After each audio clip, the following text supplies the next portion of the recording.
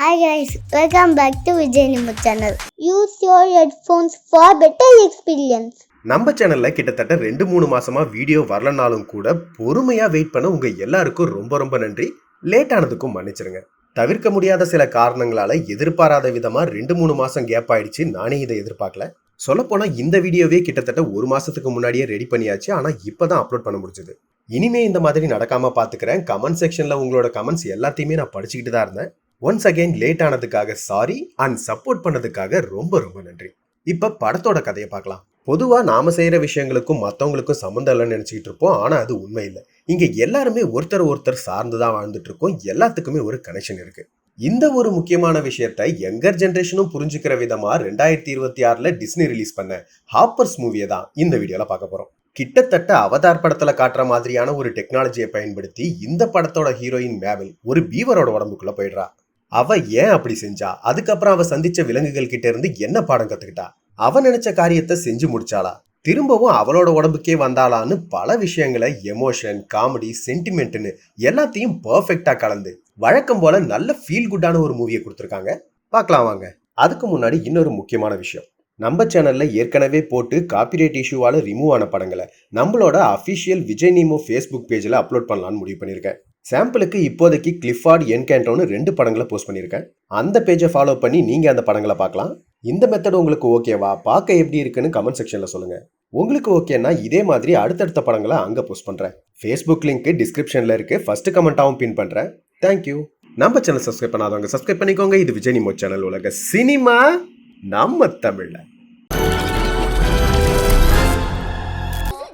ஒரு ஸ்கூல்ல பெட்டா இருக்கக்கூடிய ஆமக்குட்டியை எல்லா ஸ்டூடெண்ட்ஸும் தொந்தரவு பண்ண நம்ம ஹீரோயின் மேபிள் மட்டும்தான் அதை காப்பாத்தி சுதந்திரமா இருக்க வைக்கணும்னு நினைக்கிறா. போற போக்குல மத்த கிளாஸ்ல இருக்கிற மத்த விலங்குகளையும் எடுத்துக்கிறா.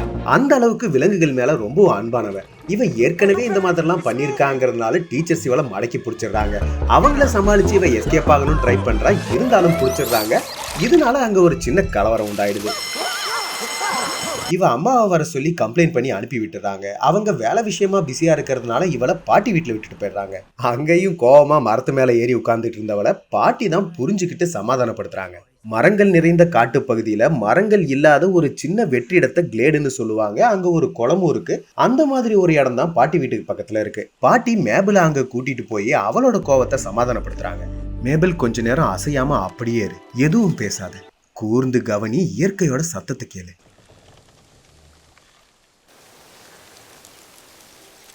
பார்த்தா அந்த அழகான குளத்துல குட்டி குட்டி மீன்கள், வாத்து கூட்டம், குளத்துக்கு அந்த பக்கம் மான்கள், பறவைகள், பீவர்னு மறைஞ்சிருந்த எல்லா விலங்குகளும் ஒன்னொன்னா வெளியில வந்து சுதந்திரமா விளையாடிக்கிட்டு இருக்கு. இதையெல்லாம் பார்த்த மேபிள் ரொம்ப சந்தோஷப்படுறா. ஒண்ணுக்கொன்னு தொடர்புடைய இந்த மிகப்பெரிய பிரபஞ்சத்துல நாமளும் ஒரு பகுதி தாங்கிறத புரிஞ்சுக்கணும். அப்பதான் நம்மளால மன அமைதியை உணர முடியும்னு பாட்டி சொல்றாங்க. அதுக்கப்புறம் மேபிள் தினமும் பாட்டி வீட்டுக்கு வந்து அந்த கிளேடுக்கு பக்கத்திலேயே தான் விளையாடுறா. பாட்டி கூட நிறைய டைம் ஸ்பெண்ட் பண்றா. அங்க இருக்கிற விலங்குகளை பத்தி புரிஞ்சுக்கிறா. பக்கத்திலேயே ஒரு ரோடும் இருக்கு. இப்படி ரொம்பவும் சந்தோஷமா இருக்கா. நாட்கள் நகருது. மேபிளும் இப்ப நல்லா வளர்ந்துட்டா. என்ன நடந்தாலும் இந்த கிளேடு உனக்கு துணையா இருக்கும்னு பாட்டி சொல்றாங்க. ஆனா சில வருஷங்கள்லயே அதுக்கு ஒரு ஆபத்து வருது. அந்த கிளேடு இருக்க பகுதியில பாலம் கட்ட போறதா சொல்லி அந்த பகுதியை அழிக்க ஆரம்பிச்சிட்டாங்க. பாட்டியும் இப்ப இறந்து போயிட்டதுனால மேபிள் தனியால அதை தடுக்க முயற்சி பண்ணிட்டு இருக்கா. நிறுத்துங்க நிறுத்துங்க நிறுத்துங்க. ஏய், நீ என்ன பண்ற? எல்லாம் வெடிச்சிரும், கொஞ்சம் அமைதியாரு. அங்க இந்த ஊரோட மேயர் ஜெர்ரி வராரு. இந்த பாலத்தை கட்டினா மக்களுக்கு நல்லதுன்னு மேயரும், பாலத்தை கட்டினா விலங்குகள் அழிஞ்சிரும், கட்டக்கூடாதுன்னு மேபிளும் 2 பேரும் சொன்னதையே திரும்ப திரும்ப சொல்லிட்டு இருக்காங்களே தவிர இன்னொருத்தர் பேச்சை கேட்கவே மாட்டேங்கிறாங்க. நேரங்காலம் தெரியாம இதே சண்டையை ஏற்கனவே பல தடவை போட்டிருக்காங்க. இந்த பகுதியில எந்த விலங்குகளும் இல்லைன்னு மேயர் சொல்ல, இவ பாட்டி சொன்ன மாதிரியே கொஞ்ச நேரம் அசையாம இருங்க, கூர்ந்து கவனிங்க, எதுவும் பேசாதீங்கன்னு சொல்லி பாக்குறா. ஆனா இந்த தடவை எந்த விலங்குகளும் வெளியில வரல. இவளுக்கு என்ன நடக்குதுன்னே புரியல. மேபிள் இன்னும் 2 நாள் தான் டைம். இந்த பாலம் வேண்டான்னு சொல்றவங்க கிட்ட இருந்து முறையா ஒரு பெட்டிஷன் வாங்கிட்டு வந்தா மட்டும்தான் இந்த வேலையை நிறுத்த முடியும்னு சொல்லி அனுப்புறாரு. நம்ம ஆளு ரொம்பவும் எனர்ஜெட்டிக்கா வீடு வீடா போய் அந்த பெட்டிஷனை காமிச்சு சைன் கேட்கிறா. ஆனா ஒருத்தர் கூட அதுல சைன் பண்ணவே இல்லை. கடைசியா ஒரு தாத்தா என்ன விஷயம்னு கேட்க இவனும் எனர்ஜெட்டிக்கா நைட்டு வரைக்கும் எல்லா விஷயங்களையும் கிளீனா எக்ஸ்பிளைன் பண்றா. ஆனா இவ சொல்லி முடிச்சதுக்கு அப்புறம் தான் அவர் ஹியரிங் மிஷினையே காதுல வைக்கிறாரு. இருந்தாலும் ஏதோ புரிஞ்ச மாதிரி அந்த பெட்டிஷன்ல சைன் பண்ணி கொடுக்க, பார்த்தா பால் முட்டை பிரெட் வாங்கிட்டு வான்னு சொல்லியிருக்காரு. நைட்டு டயர்டா வீட்டுக்கு வந்தவ ஜெர்ரி அந்த பாடத்தை பத்தி எக்ஸ்பிளைன் பண்ற வீடியோல அந்த பகுதியில விலங்குகள் இல்லைன்னு எங்களுக்கு பெர்மிஷன் கிடைச்சிருக்குன்னு சொல்றாரு. இதை பார்த்தவ விடிஞ்சதும் முதல் வேலையா யூனிவர்சிட்டிக்கு வந்து அங்க இருக்கிற ப்ரொஃபசர் டாக்டர் சாம மீட் பண்ணி அந்த பகுதியில விலங்குகள் இருக்கு, நீங்க கொடுத்த பெர்மிஷனை கேன்சல் பண்ணுங்கன்னு சொல்றா. மேபிள் எப்பவும் அந்த கிளேடை பத்தியே யோசிச்சு உன் வாழ்க்கையை வீணாக்குற, ரெகுலரா கிளாஸ் அட்டன் பண்ண மாட்டேற, உன் கையை உடச்சிக்கிற, இல்லாத விலங்குகளை பத்தி இவ்வளவு அக்கறைப்படுற. அந்த பகுதியில இருந்த பீவர்ஸ் கட்டின டேமுனாலதான் அங்க ஒரு குளமே உருவாச்சு. இதனாலதான் மத்த விலங்குகளும் அங்க வந்தது. இப்ப அந்த பீவர்ஸ் அங்க இல்ல, அதனால மத்த விலங்குகளும் வரல. உனக்கு இது கஷ்டமா தான் இருக்கும், உண்மையை புரிஞ்சுக்கோன்னு இவங்க ஃபீல் பண்ணி பேசுறாங்க. ஆனா நம்மால அப்ப அங்க ஒரு பீவர் வந்துட்டா மத்த விலங்குகளும் வந்துரும்ல, நான் போய் உடனே ஒரு பீவரை வர வைக்கிறேன்னு எனர்ஜெட்டிக்கா கிளம்புறா. கிளேடுக்கு வந்து சில குச்சிகளையும் பீவர் சாப்பிட்ற சில பழங்களையும் வச்சுட்டு ஒரு பீவர் வர்றதுக்காக நைட்டு வரைக்கும் வெயிட் பண்ணிட்டு இருக்கா. ஆனா எதுவுமே வரல.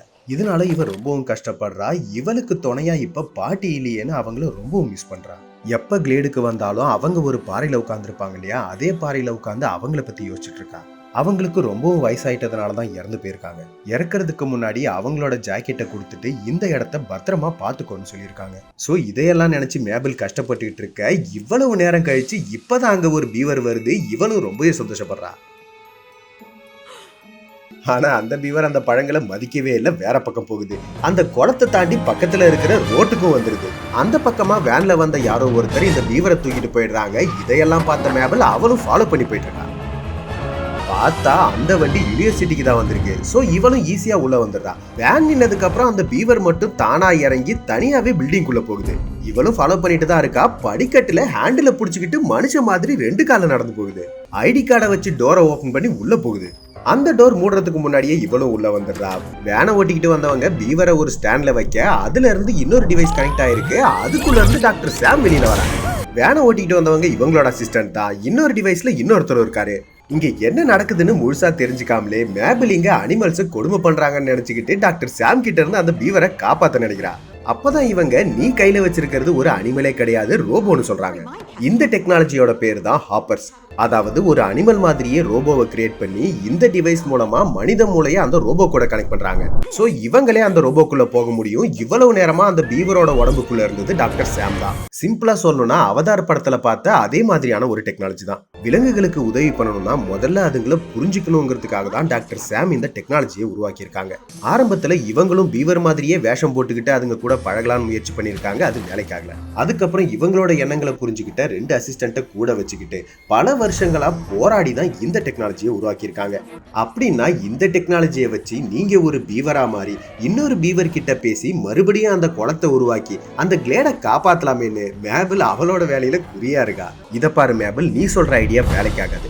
இயற்கையா நடக்கிற விஷயங்களை நம்மளால மாத்த முடியாதுன்னு பேசிக்கிட்டு இவங்க அந்த ரோபோவை அவகிட்ட இருந்து வாங்க முயற்சி பண்றாங்க. இவ உங்களால முடியலன்னா என்ன, நானே அதை செய்யறேன்னு சொல்லி அந்த பீவர் ரோபோவை டிவைஸ்ல வச்சுட்டு இவளே இன்னொரு டிவைஸ்குள்ள போய் அதை ஆன் பண்ணி விட்டுறா. அதுக்கப்புறம் என்ன, எதிர்பார்த்தபடியே மேபிள் பீவரோட உடம்புக்குள்ள இருக்கா. எனக்கு கொஞ்சம் டைம் கொடுங்க, நான் இன்னொரு பீவரை கண்டுபிடிக்கிறேன்னு இவ சொல்றா. ஆனா இப்ப அவ பீவரா இருக்கிறதுனால அவ பேசுறது இவங்களுக்கு புரியவே இல்லை. அந்த பீவரை பிடிச்சி டிவைஸ்ல வச்சு மேபிள மறுபடியும் அவளோட உடம்புக்கே மாத்திடலான்னு இவங்க எவ்வளவோ முயற்சி பண்றாங்க. ஆனா மேபிள் அதுக்கெல்லாம் ஒத்துக்காம அந்த லேப்ல இருந்து எஸ்கேப் ஆயிடுறா. ட்ராக்கிங் டிவைஸை வச்சு இவளை பிடிக்க பாக்குறாங்க. அப்போ எஸ்கேப் ஆயிடுறா. மேபிள் திரும்பி வந்துடுன்னு டாக்டர் சாம் பேசுறது இவளுக்கு தெளிவா கேக்குது. எதேச்சியா இவ அந்த பட்டனையும் ஆஃப் பண்றா. சோ ட்ராக்கிங் கட் ஆயிடுது. அங்க இங்கன்னு போய் ஒரு வழியா அந்த பில்டிங்கை விட்டே வெளியில வந்துடுறா. இவங்க கண்ணுலயும் தெரியாம மறைஞ்சுக்கிறா. அவங்க போனதுக்கு அப்புறம் வெளியில வந்தா ஒரு ஆந்தை இவளை தூக்கிட்டு போய் இன்னைக்கு ஒன்ன சாப்பிட போறேன்னு சொல்லுது. அதை கேட்டு பயந்து கீழே விழுந்தவதான் பயந்து போயிடுறா. விடிஞ்சதுக்கு அப்புறம் தான் காட்டுக்குள்ள கண்முழிச்சு பாக்குறா. மத்த விலங்குகள் பேசுற எல்லாமே இவளுக்கு தெளிவா புரியுது. ரொம்ப சந்தோஷப்படுறா.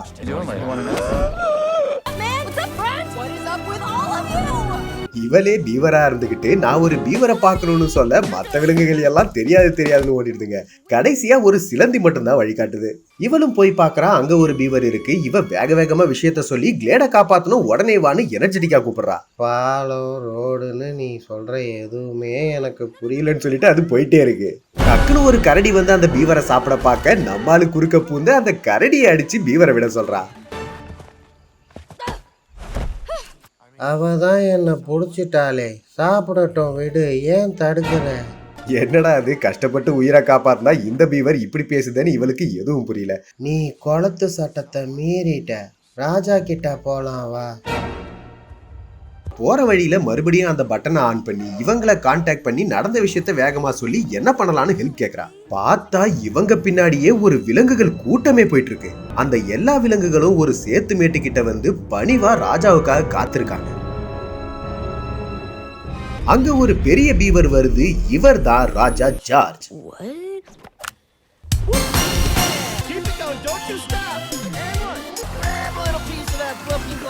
பாட்டை போட்டு டான்ஸ் ஆடி எல்லாரையும் உற்சாகப்படுத்திட்டு கொஞ்ச நேரம் கழிச்சுதான் மேபிள கவனிச்சதும், யாரு நீ, உன் பேர் என்னன்னு கேக்குறாரு.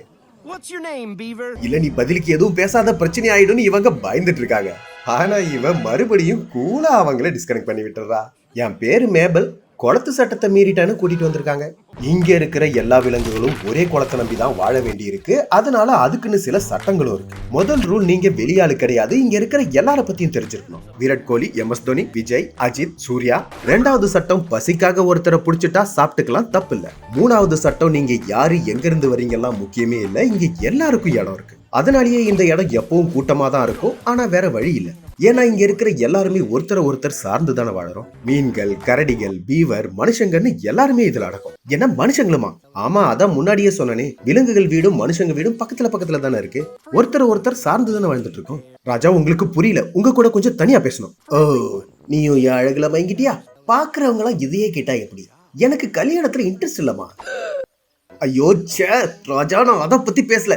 அந்த கிளேடுக்கு என் கூட ஒரு பீவர் அனுப்புங்க போதும். அங்கெல்லாம் யாரும் வரமாட்டாங்க. ஏன்னா அங்க ரொம்ப சத்தமா இருக்கும். எப்படின்னா இல்ல அப்படி இப்படின்னா அங்க என்னென்னவோ சத்தம் கேக்குதுன்னு எல்லா விலங்குகளும் ஆளுக்கு ஒரு விதமா கத்துறாங்க. சரி வா, நான் நேர்லயே கூட்டிட்டு போறேன்னு ராஜா இவளை கூட்டிட்டு போறாரு. பின்னாடியே எல்லா விலங்குகளும் வராங்க. நல்லா பேசிக்கிட்டு வந்தவர் திடீர்னு நின்னுறாரு. ஏதோ சத்தமா இறைச்சலா இருக்குன்னு சொல்றாரு. ஆனா இவளுக்கு எதுவுமே கேட்கல. அதாவது விலங்குகளுக்கு மட்டும் கேட்கிற ஃப்ரீக்வன்சில ஏதோ சத்தம் வருதுன்னு புரிஞ்சுக்கிட்டு அவரை வச்சே சத்தம் எந்த பக்கம் அதிகமா வருதுன்னு கண்டுபிடிச்சு அந்த இடத்துல பாக்குறா ஒரு மரத்துல ஸ்பீக்கர்ஸே கட்டி இருக்கு. இன்னொரு பக்கம் இவங்களை காட்டுறாங்க. வழக்கமா ஹாப்பிங் டெக்னாலஜியை டாக்டர் சாம் பீவர்க்குள்ள போய் செக் பண்ணுவாங்க இல்லையா, அதே மாதிரியே இந்த அசிஸ்டன்ட் இந்த கொக்குக்குள்ள போய் செக் பண்ணுவான். மேபிள் கிட்ட வந்து பார்த்ததுக்கு அப்புறம் தான் தெரியுது அது மரமே கிடையாது, போல்ட் நட்டெல்லாம் போட்டு வச்சிருக்காங்க.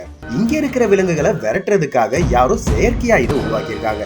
இதனால கடுப்பான மேபிள் மரத்து மேல ஏறி அந்த ஸ்பீக்கரை உடைக்கலான்னு பாக்குறான்.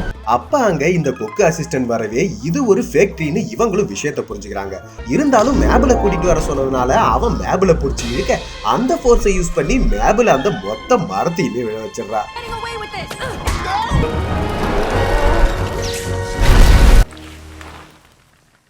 இறைச்சல் நின்னு போனதுனால எல்லா விலங்குகளும் இவனை பாராட்டுறாங்க. சுத்தி நிறைய விலங்குகள் இருக்கிறதுனால இவனால மேபிளை கூட்டிட்டு வர முடியல. ரொம்ப நேரமா இதுக்குள்ளேயே இருக்கா, பிரச்சனை இல்லையே. மேபிள் அவங்கள கிளேடுக்கு கூட்டிட்டு வந்து மறுபடியும் இங்க குளத்தை உருவாக்க முடியுமான்னு கேட்கறா. ராஜா கமெண்ட்ஸ் கொடுக்க எல்லா பீவர்ஸும் ஒன்னா சேர்ந்து வேலை பார்க்கறாங்க. கற்கள், குச்சிகள், சேருன்னு எல்லாத்தையும் பயன்படுத்தி அந்த நீரோடையில ஒரு தடுப்பை உருவாக்க கொஞ்ச நேரத்திலேயே அந்த இடத்துல பழையபடி ஒரு குளமும் உருவாயிடுது.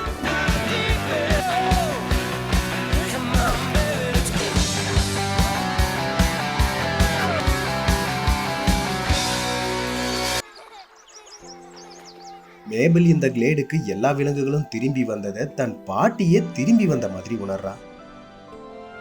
ராஜா மேபிள இன்னொரு இடத்துக்கு போலான்னு கூப்பிடுறாரு. நான் வந்த வேலை முடிஞ்சது, திரும்பி போகணும்னு இவ சொல்றா. ஆனா எல்லா பீவரும் சேர்ந்து கூப்பிட்டதுனால சரின்னு ஒத்துக்கிறா. இன்னொரு பக்கம் அந்த செயற்கை மரம் உடைஞ்சு போச்சுன்னு மேயருக்கு கால் வருது.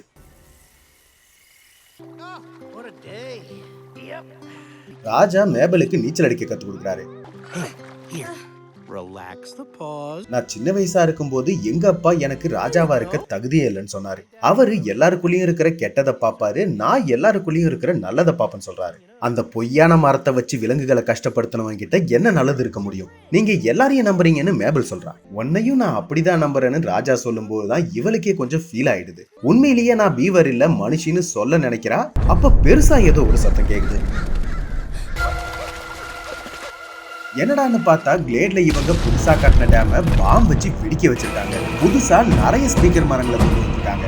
அங்க இருந்த விலங்குகள் எல்லாம் பயந்து போய் பழைய இடத்துக்கே திரும்பி வராங்க. மேபிள் கொஞ்சம் இருங்க, நாம இதை இப்படியே விடக்கூடாது, எதிர்த்து போராடணும்னு நம்பிக்கையா பேசி யார்கிட்டயாவது உதவி கேளுங்கன்னு சொல்றான். ராஜாவுக்கே ஐடியா கொடுக்கறியா, நீ தான் நல்ல தோழி, இனி என்னோட அடுத்த வாரிசு மேபிள் தான் இவரு ரொம்ப சந்தோஷமா அனௌன்ஸ் பண்றாரு. ராஜசபைக்கு போனா நமக்கு உதவி கிடைக்கும்னு சொல்றாரு. விஷயம் என்னன்னா இவரு பாலூட்டிகளுக்கு மட்டும்தான் ராஜா, அதாவது மம்மல்ஸுக்கு மட்டும்தான் ராஜா. இவரை மாதிரியே பறவைகளுக்கு ஒரு ராஜா, மீன்களுக்கு ஒரு ராணி, தவளைகளுக்கு ஒரு ராஜா, பாம்புக்கு ஒரு ராஜா, பூச்சிகளுக்கு ஒரு ராணின்னு ஒவ்வொரு இனத்துக்கும் தனித்தனி ராஜாக்கள் இருக்காங்க. இவங்க எல்லாரும் ஒன்னா சேர்ந்ததுதான் ராஜசபை. ராஜா அவங்க கிட்ட நான் பேசிக்கிறேன், நீ அமைதியா இருன்னு சொல்லி தான் கூட்டு போறாரு. டாக்டர் சாமோட லேடி அசிஸ்டன்ட் ஒரு முயலா இருக்காங்க, அவங்களும் உள்ள போறாங்க. ராஜா பேசுறதுக்கு முன்னாடியே பூச்சிகளின் ராணிக்கு என்ன பிரச்சனைன்னு தெளிவா புரியுது. இருந்தாலும் அது உங்க பிரச்சனை, எங்களால அதுக்கு எந்த உதவியும் பண்ண முடியாதுன்னு தெளிவா சொல்லிடுறாங்க. மற்ற ராஜாக்களும் அதையே தான் சொல்றாங்க. பூச்சி ராணியோட பையன் வேற எனக்கு போர் அடிக்குது, வீட்டுக்கு போகணும்னு சொல்றான். இதனால பயந்து போன மேபிள் அவங்க போறதை தடுக்கிறதுக்காக ஸ்பீக்கரை அவங்க முன்னாடி எடுத்து வச்சு, இன்னைக்கு இது எங்களோட பிரச்சனையா இருக்கலாம், நாளைக்கு அது உங்களுக்கும் வரும், நீங்க எல்லாரும் உங்க இடத்துல சந்தோஷமா வாழ்ந்துட்டு இருக்கிறதா நினைக்கிறீங்க, நாளைக்கு அவங்க உங்க இடத்துலயும் அதே மரத்தை நடுவாங்க, அதுக்கப்புறம் உங்க நிலைமையும் இதே தான், அதை நாம தடுத்தாகணும்னு ராஜா சொன்னதையும் மீறி மேபிள் அவங்க முன்னாடி இவளே பேசிடுறா. அவங்களுக்கு புரியணுங்கிறதுக்காக இதையெல்லாம் செய்யறது மனுஷங்களோட ராஜா ஜெர்ரின்னு சொல்லிடுறா. இப்ப நீங்க அவனை தடுக்கலனா உங்க எல்லாரோட இனமும் மொத்தமா அழிஞ்சு போயிடுன்னு சொல்ல எல்லா ராஜாக்களும் ரொம்பவே பயப்படுறாங்க. பூச்சிகளின் ராணி நாம எல்லாரும் ஒருத்தருக்கு ஒருத்தர் உணவாவே இருந்தாலும் ஒரு கட்டுப்பாடோட வாழ்ந்து நம்ம இடத்துல சந்தோஷமா இருக்கும். ஆனா இந்த மனிதர்கள் பேராசை பிடிச்சி நம்ம எல்லாரையும் அழிக்கணும்னு நினைக்கிறாங்க. அதனால நாம அந்த மனிதனின் ராஜாவை அழிக்கணும்னு சொல்றாங்க. மேபிள் இதை எதிர்பார்க்கவே இல்ல, ரொம்பவும் பயந்துடுறா. கொல்லணும்னு அவசியம் இல்ல, சும்மா மிரட்டி விட்டாலே போதுன்னு சொல்றா. ஆனா இந்த சின்ன பையன் கொல்லணும்னு சொல்றான். மத்த ராஜாக்களும் அழிக்கணும்னு சொல்றாங்க. அங்க இருக்கிற எல்லா விலங்குகளுமே மனித ராஜாவை அழிக்கணும்னு ஒன்னா சேர்ந்து கட்டுறாங்க. இதனாலதான் ராஜா ஆரம்பத்திலேயே இவளை பேச வேணாம்னு சொன்னாரு. இங்க நடக்கிற எல்லா விஷயங்களையும் டாக்டர் சாம் பார்த்து பயந்துகிட்டு இருக்காங்க.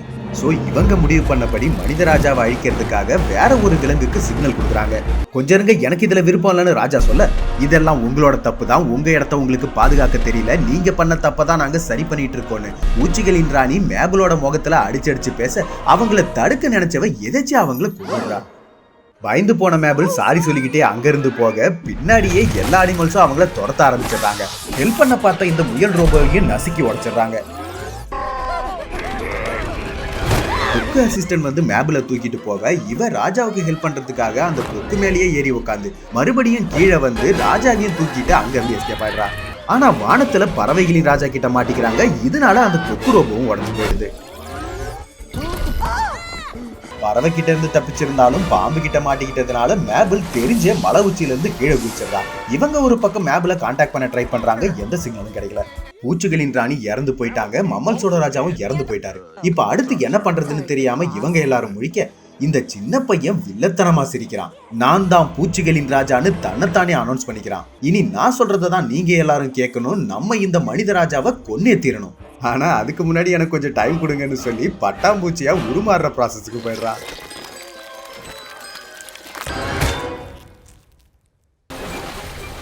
இன்னொரு பக்கம் தண்ணியில விழுந்த இவங்க ரெண்டு பேரும் கரை ஒதுங்குறாங்க. ராஜா ரொம்பவும் கவலையா பேசுறாரு. மேபிள், நான் உன்ன அடுத்த வாரிசுன்னு சொன்னேன், ஆனா நீ என்ன பேசவே விடல.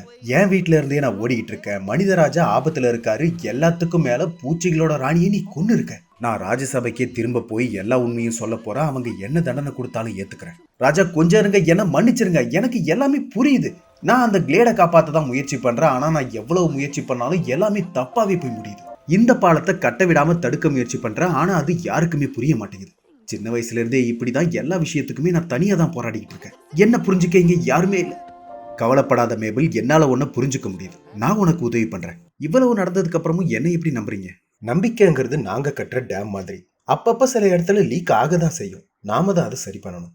ஏன்னா எப்பவுமே நாம எல்லாரும் ஒருத்தரை ஒருத்தர் சார்ந்து இருக்கோம். சரியா சொன்னீங்க, இதனாலதான் நீங்க எப்பவுமே ராஜா. சோ இவங்க எல்லாரும் ஒன்னா சேர்ந்து ஜெர்ரி கிட்ட பேசி பாலம் வேலையை நடக்காம தடுத்துட்டா ராஜசபையில இருந்து இவரோட உயிருக்கு வர்ற ஆபத்தையும் தடுத்துடலான்னு முடிவு பண்றாங்க. இன்னொரு பக்கம் அந்த பாலத்தை கட்டினா மக்களுக்கு நல்லதுன்னு மேயர் ஒரு ஸ்பீச் கொடுக்க போறாரு. அதுக்கான ஏற்பாடுகள் நடந்துட்டு இருக்கு. மேயரும் அங்கதான் கிளம்பிட்டு இருக்காரு, ரொம்பவும் சந்தோஷமா இருக்காரு. அவர் கையாலேயே அம்மாவுக்கு சமைச்சு கொடுத்துட்டு ரொம்பவும் உற்சாகமா வெளியில கிளம்பி வந்து அவரோட கார்ல உட்கார்றாரு. அதே நேரம் காருக்குள்ள இருக்கிற இவங்க எல்லாரும் அவரை காருக்குள்ளேயே வச்சு லாக் பண்றாங்க. அவர் போனை ஃபேஸ் ஐடி மூலமா அன்லாக் பண்ணி இவங்க எதுக்காக வந்திருக்காங்கிற விஷயத்த டெக்ஸ்ட் டு ஸ்பீச் மூலமா மேபிள் டைப் பண்ணி சொல்ல வைக்கிறா. இவருக்கு எல்லா விஷயங்களும் புரியுது, இருந்தாலும் பயந்துட்டு இருக்காரு. ஒரு ராஜாவுக்கு ராஜா சொன்னாதான் புரியும்னு இவர் வேற ஜெர்ரி முகத்துக்கிட்ட போய் அட்டகாசம் பண்ணிட்டு இருக்காரு. மேபிள் பறவைகள் சுத்தி வந்துட்டாங்க, சீக்கிரம் கிளம்புங்கன்னு சொல்ல ஜெர்ரியும் உடனே வண்டியை ஸ்டார்ட் பண்ணிடுறாரு. கொஞ்சம் பயந்து போயிருந்தாலும் மேபிள் சொன்னதை கேட்டு இவர் ஒழுங்கா தான் போயிட்டு இருக்காரு. ஆனா ராஜா சும்மா இல்லாம செல்போன்ல இருக்கிற எல்லா இமோஜியும் கண்டபடி அழுத்த இவரு கன்ஃபியூஸ் ஆகுறாரு. மற்ற மிருகங்களும் கூட சேர்ந்துக்கிறாங்க. சரி சரி போதும் விடுங்கன்னு சொல்லி மேபிள் போனை வாங்கிடுறா. பறவைகள் வேற இவங்களை ஃபாலோ பண்ணி வந்துகிட்டே இருக்கு. இவரு கண்ணாடியை கீழே இறக்க மிருகங்கள் வெளியே விழ பார்க்குது. நல்ல வேலை நம்ம கரடி வந்து காப்பாத்து. மேபிள் மட்டும்தான் காருக்குள்ளேயே இருக்கா. இவங்களை தாண்டி இன்னொரு கார் வருது. பார்த்தா அது டாக்டர் சாம் தான். மைக் ஆன் பண்ண சொல்லி ரொம்ப நேரமா ரோபோக்குள்ளேயே இருக்க. உடனே நீ உன் உடம்புக்கு மாறி ஆகணும்னு சொல்றாங்க. ஆனா இவ ஜெர்ரியை காப்பாத்தணும்னு சொல்லிட்டு போயிட்டே இருக்கா. பின்னாடி வந்த பறவைகள் எல்லாம் பக்கத்துல இருக்கிற கடலுக்குள்ள குதிச்சு தண்ணிக்குள்ள இருந்து ஒரு பெரிய சுறா மீனை வெளியில தூக்கிட்டு வருதுங்க. ஜெர்ரியை கொல்லணும்னு முன்னாடியே சிக்னல் கொடுத்தது இந்த சுறா மீனுக்கு தான். ஹேய் பீவர், என்ன இவனை கொல்ல சொல்லியிருக்காங்க, நீ வண்டியை நிறுத்திட்டு கீழே இறங்குறியா? இல்ல தப்பா புரிஞ்சுக்கிட்டீங்க, கொஞ்சம் வெயிட் பண்ணுங்க.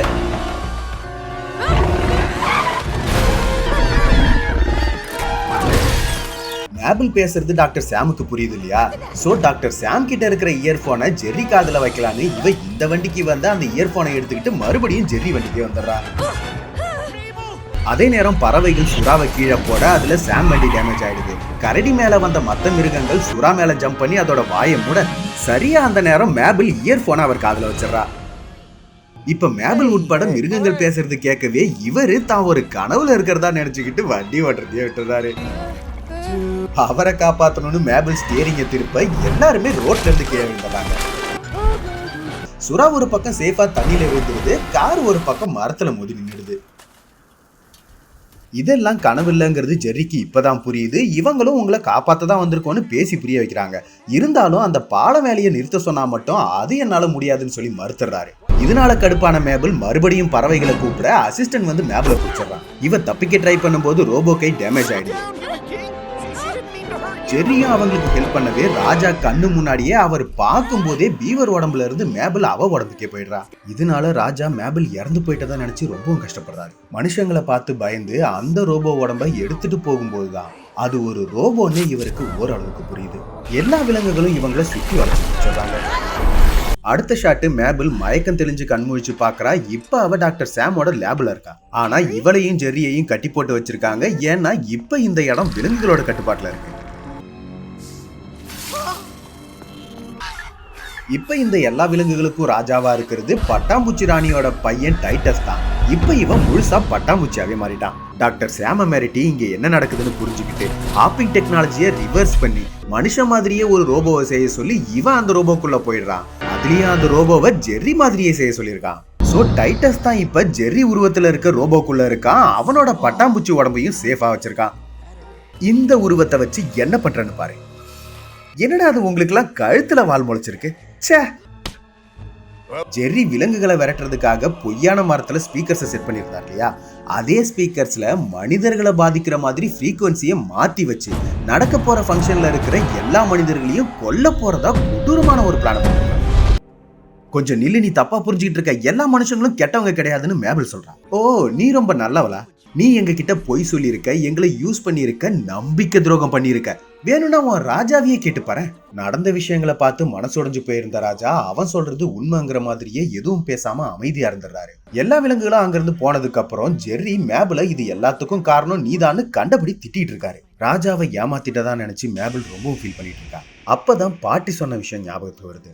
இந்த பெரிய பிரபஞ்சத்துல இயற்கையா நடக்கிற பல விஷயங்கள்ல நாமளும் ஒரு சின்ன பகுதி தாங்கிறத புரிஞ்சுக்கணும்னு சொல்லியிருக்காங்க. அதை யோசிச்சதுக்கு அப்புறம் தான் இவ மனசு தெளிவாகுது. மனிதர்கள் விலங்குகள்னு எல்லாரையும் காப்பாற்றணும்னு முடிவு பண்ணி ஜெர்ரிய அவர் தலைக்கு மேல இருக்கிற மிஷினுக்குள்ள போக சொல்றா. ஆரம்பத்துல முடியாது அப்படி இப்படின்னு கத்தினாலும் அதுக்கப்புறம் அந்த மிஷினுக்குள்ள போய் இப்ப பீவரோட உடம்புக்குள்ள வந்துடுறாரு. கட்டி வச்சிருந்த மேபிள ரிலீஸ் பண்றாரு. இயர்போன் வழியா மேபிளும் அவர் பேசுறத புரிஞ்சுக்கிறா. ஜெர்ரி, இந்த விஷயம் முடிஞ்சதுக்கு அப்புறம் வழக்கம் போல நீங்க உங்க பாலத்தை கட்டலாம், நானும் வழக்கம் போல அதை தடுக்க முயற்சி பண்ணுவேன். ஆனா இன்னைக்கு நாம எல்லாரையும் காப்பாத்தி ஆகணும். ஏன்னா எல்லாருக்குள்ளேயும் நல்ல விஷயங்கள் இருக்குன்னு என் நண்பன் சொல்லி கொடுத்துருக்கான். சோ இவங்களும் கிளம்பி அந்த ஃபங்க்ஷன் நடக்கிற இடத்துக்கு போறாங்க. இன்னொரு பக்கம் அந்த ஃபங்க்ஷன்ல காட்டுறாங்க டைட்டஸ் ஜெர்ரி உருவத்துல இருக்கிறதுனால மக்கள் முன்னாடி வந்து உற்சாகமா பேசிக்கிட்டு இருக்கான். அந்த ஷோவை டிவியில லைவா டெலிகாஸ்ட் பண்ணிட்டு இருக்காங்க. டாக்டர் சாமோட வண்டியில அந்த ஷோவை எல்லா ராஜாக்களும் பார்த்துக்கிட்டு இருக்காங்க. டாக்டர் சாம் டீமை கட்டி போட்டு வச்சிருக்காங்க. இந்த இடம் ஒரு காலத்துல விலங்குகளுக்கு சொந்தமானதா இருக்கலாம், ஆனா இனிமே இந்த இடம் மனிதர்களான நமக்கு சொந்தமானது. பூச்சிக்கெல்லாம் பயப்பட முடியுமா? பார்த்த உடனே நசுக்கணும் தானு இவன் வேணும்னே கேட்க பொதுமக்களும் அதுக்கு ஆமான்னு சொல்லிடுறாங்க. இதனால கோவப்பட்டவன் அந்த ஸ்பீக்கர்ஸோட ஃப்ரீக்வன்சியை மாத்தி வச்சு எல்லா மனிதர்களையும் அட்டாக் பண்ண தயாரா இருக்கான். சரியான நேரத்துல மேபிள் அவன் முன்னாடி வந்து பேசுறா. இன்னொரு பக்கம் ஜெர்ரி டாக்டர் சாம் டீமை காப்பாத்துறாரு. டைட்டஸ் என்ன மன்னிச்சிரு, உன் அம்மா இறந்தது ஒரு விபத்து, நான் தெரிஞ்சு செய்யல. இந்த இடம் மனிதர்கள் விலங்குகள்னு எல்லாருக்கும் சொந்தமானது. நாம எல்லாருமே ஒருத்தர் சார்ந்து வாழ்ந்துட்டு இருக்கோம். குளத்து சட்டத்தின் மூலமா தான் எனக்கு அந்த விஷயம் புரிஞ்சுது. நான் சந்திச்சதுலயே ரொம்ப புத்திசாலி ஒருத்தர் தான் எனக்கு இந்த விஷயங்களை புரிய வச்சார். இப்ப நீயும் புரிஞ்சுக்கோன்னு இவன் ரொம்பவும் சென்டிமெண்டா பேசுறா. இந்த விஷயங்களை டிவியில பார்த்ததும் ராஜா ரொம்பவும் சந்தோஷப்படுறாரு, மனசு மாறிடுறாரு. ஆனா டைட்டஸ் கொஞ்சம் கூட மாறவே இல்லை, புரிஞ்சுக்கவே மாட்டேங்கிறான். இதனால மேபிள் ஏற்கனவே யோசிச்சு வச்ச பிளான் பி படி அந்த டிவைஸை டைட்டஸோட காலுக்கடியில வச்சு மறுபடியும் அவனை பட்டாம்பூச்சி உடம்புக்கே போக வச்சிடறாங்க. டைட்டஸ் மறுபடியும் டிவைஸ்குள்ள போக அவனை ராஜா தடுக்கிறாரு. ஆனா மத்தவங்க ராஜாவை பிடிச்சிடவே இவன் மறுபடியும் டிவைஸ்குள்ள வந்து திரும்பவும் ஜெர்ரி ரோபோ உடம்புக்குள்ளே வந்துடுறான். பயந்து போன மேபிள் அந்த போனை தூரமா தூக்கி போட அது ஒரு பொய்யான மரத்து மேல இருந்து அந்த ஸ்பீக்கர் மேல வந்து விழுந்துருது. டைட்டஸ் அந்த போனை எடுக்கிறதுக்காக பூச்சி மாதிரியே 4 காலில் போயிட்டு இருக்கான். குறுக்க வந்து ஜெர்ரி ரோபோவையும் அடிச்சு உடச்சிடறான். மேபிளும் விடாம அவனை ஃபாலோ பண்ணி வந்து அந்த போனை எடுக்க விடாம அவனை தடுத்துக்கிட்டே இருக்கா. அந்த கலவரத்துல அவனோட ஃபேஸ் மாஸ்கை கழட்டிடுறான். இதனால அவன் ஒரு ரோபோங்கிறது எல்லாருக்கும் தெரிஞ்சிருது. இப்ப ரோபோ முகம் இருக்கிறதுனால போனை அன்லாக் பண்ண முடியல. இதனால கடுப்பானவன் நான் மனித இனம் மொத்தத்தையும் கொல்லுவேன், அதுக்கப்புறம் மம்மல்ஸ், பறவைகள், மீன்கள், தவளைகள், பாம்புகள்னு அத்தனை பேரையும் கொல்லுவேன்னு ரொம்பவும் கொடூரமா பேசுறான். இப்பதான் இவனோட உண்மையான குணமே இவங்களுக்கு புரியுது.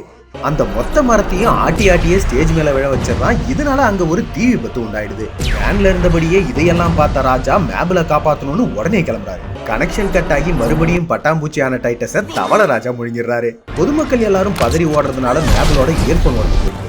எதேச்சியா ஏற்பட்ட அந்த தீ காட்டுப்பகுதி மொத்தமும் பரவிடுது. மேபிள் அதை அணைக்க முயற்சி பண்ணும்போது பாட்டி கொடுத்து ஜாக்கெட்டும் எரிச்சுது. அவன் நெருப்புக்குள்ளேயே மாட்டிக்கிறா. கலவரத்தினால டாக்டர் சாமாலையும் அவளை காப்பாற்ற முடியும். அப்ப நம்ம ராஜா தான் அவர் உயிரை பணயமா வச்சு மேபிளை காப்பாற்ற முயற்சி பண்றாரு. அப்ப அவருக்கே அடிபட்டு ராஜா மயங்கி போயிடுறாரு. மேபிள் நெருப்புக்கு நடுவுல மாட்டிக்கிறா. தப்பிச்சு போக வழியே தெரியும். சரியான நேரத்துல கரடி அங்க வந்து மேபிளையும் ராஜாவையும் காப்பாத்தி அந்த நெருப்பை தாண்டி கூட்டிட்டு போகுது. காட்டு தீ கொஞ்சம் கொஞ்சமா சிட்டி பக்கமா வந்துட்டு இருக்கு. சோ தீயணைப்பு வீரர்கள் ஒரு பக்கம் அதை அணைக்க முயற்சி பண்ணிக்கிறாங்க. கரடி ஏற்கனவே இவங்க இருந்த அந்த பழைய இடத்துக்கு கூட்டிட்டு வந்துருது. சோ இவங்க சேஃப் ஆயிடுறாங்க. இருந்தாலும் இந்த காட்டு தீ கண்டிப்பா நகரத்தை அழிச்சிரும்னு இவங்களுக்கு தெளிவா புரியும். மேபிளுக்கு ஒரு ஐடியா தோணுது, ஆனா அதை சொல்ல முடியாம தயங்கி நிக்கிறா. ஆனா ராஜாவும் அதையே தான் யோசிச்சிருக்காரு. சோ கொஞ்சம் கூட தயக்கம் இல்லாம அதுக்கு சரின்னு சொல்றாரு. அதாவது இந்த டேமை உடைச்சு விட்டா இங்க தேங்கி நிக்கிற மொத்த தண்ணியும் நெருப்பு அணைச்சிரும்னு புரிஞ்சுக்கிட்டு அதுக்கான வேலையில இறங்குறாங்க. மனிதர்கள் விலங்குகளை அழிக்க தான் பார்த்தாங்க. ஆனா இப்ப அவங்களுக்கு ஒரு ஆபத்துன்னு வரும்போது அவங்கள காப்பாத்துறதுக்காக இந்த விலங்குகளை அவங்க கஷ்டப்பட்டு கட்டின டேமை அவங்களே உடைச்சு விடுறாங்க. ஏன்னா இங்க எல்லாருமே ஒருத்தர் சார்ந்துதான் வாழ்ந்துட்டு இருக்கோம்னு ராஜா அடிக்கடி சொல்றாங்க. காட்டு தீ ஒரு பக்கம் அதிகமாகிக்கிட்டே போகுது. மனிதர்களால அதை அணைக்க முடியல. விலங்குகளாலேயும் அந்த டேமை ஒரு லெவலுக்கு மேல உடைக்க முடியல. அது ரொம்பவும் ஸ்ட்ராங்கா இருக்கு. இவங்க எல்லாருமே டயர்ட் ஆயிடுறாங்க. அப்போ சரியான நேரத்துல பறவைகளும் பாம்புகளும் கூட இவங்களுக்கு உதவி பண்ண வந்துடுறாங்க. மீன்கள் மட்டும் என்ன சும்மாவா? அவங்களும் கை கோர்க்க ஒரு வழியா எல்லாரும் ஒன்னா சேர்ந்து அந்த டேமை உடைச்சிடுறாங்க.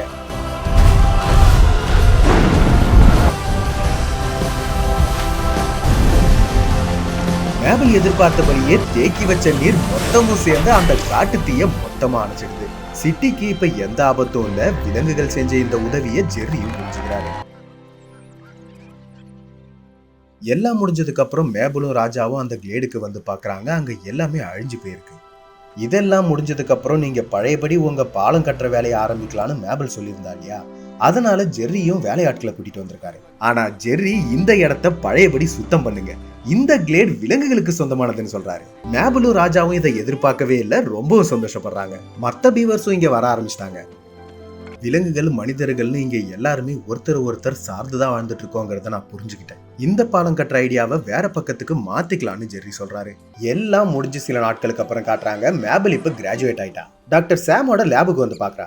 அவங்களோட ஹாப்பர்ஸ் டெக்னாலஜியை இனிமே கண்டினியூ பண்ணக்கூடாதுன்னு சொல்லி அதை தடை பண்ணிட்டாங்க. இதனால சாம் கொஞ்சம் வருத்தப்பட்டாலும் இன்னொரு ஐடியா தயாரா இருக்குன்னு சொல்லி எனர்ஜெட்டிக்கா அடுத்த வேலையில இறங்கிடுறாங்க. நான் உங்களோட லைஃப் டைம் ஒர்க்கை வீணாக்கிட்ட என்ன மன்னிச்சிருங்க. எப்படியும் நான் ஏதாவது ஒரு வேலைக்கு போய் தான் ஆகணும். எல்லார் மேலேயும் அக்கறைப்படுற உங்களோட ஆராய்ச்சியில நானும் கூட சேர்ந்து வேலை செய்யலாமான்னு கேட்க டாக்டர் சாமும் சந்தோஷமா அவளை சேர்த்துக்கிறாங்க. மேபிளோட முயற்சியால அந்த கிளேட் காப்பாற்றப்பட்டது மட்டும் இல்ல, இப்ப கவர்மெண்டே அதை மெயின்டைன் பண்றாங்க. பழையபடி இப்ப எல்லா விலங்குகளும் அங்க இருக்கு. வழக்கமா பாட்டி உட்கார்ந்து இருக்கிற பாறையில இப்ப ராஜா இவளுக்காக வெயிட் பண்ணிட்டு இருக்காரு. இந்த கிளேட பழையபடி பாக்குறப்பதான் இவ பாட்டியே கூட இருக்கிற மாதிரி இவ ஃபீல் பண்றா. திரும்பவும் ஞாபகப்படுத்துறேன், நம்ம ஃபேஸ்புக் பேஜையும் செக் பண்ணி பாருங்க. தேங்க்யூ. இந்த படம் உங்களுக்கு பிடிச்சிருந்தா லைக் பண்ணுங்க, கமெண்ட் பண்ணுங்க, அப்புறம் மறக்காம விஜய் நியூஸ் சேனலுக்கு சப்ஸ்கிரைப் பண்ணுங்க. தேங்க்யூ, டேக் கேர், பாய்.